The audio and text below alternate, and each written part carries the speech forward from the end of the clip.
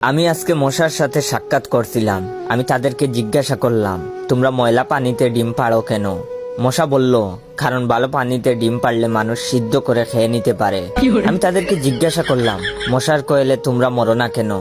মশা বলল, আমরা যদি মরে যাই তাহলে কোয়েলের ফ্যাক্টরি বন্ধ হয়ে যাবে। আমি আবারও তাদেরকে প্রশ্ন করলাম, তোমরা মানুষের কানের কাছে এসে জ্ঞান জ্ঞান করো কেন? মশা বলল, কারণ মানুষের পায়ের কাছে কিংবা অন্য কোথায় জ্ঞান জ্ঞান করলে মানুষ শুনতে পায় না, তাই। আমি তাদেরকে জিজ্ঞাসা করলাম, আমি শুনেছি পুরুষ মশারা নাকি রক্ত খায় না, তাহলে ওরা কি খায়? মশা বলল, পুরুষ মশারা শুধু বউয়ের বোকা খায়। আমি বললাম, মশারা কামড়ালে মানুষের ডেঙ্গু হয় কেন? মশা বলল, মশারা কি শুধু মানুষের রক্ত নিয়েই যাবে, ওদের কিছু দিবে না। মশারা এত স্বার্থপর নয়, তাই মানুষকে ডেঙ্গু উপহার দিয়ে যায়। মশার সাথে সাক্ষাৎ করার পর আমি মশার উপর রিসার্চ করলাম।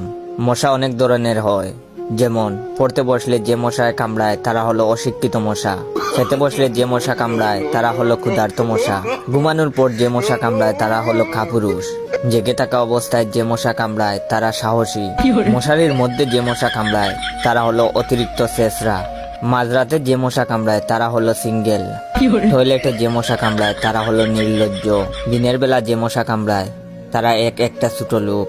আমার এই ভিডিওটা দেখার সময় আপনাদের যেই মশাগুলো কামড়াইতেছে ওইগুলো হলো প্রতিবাদী মশা।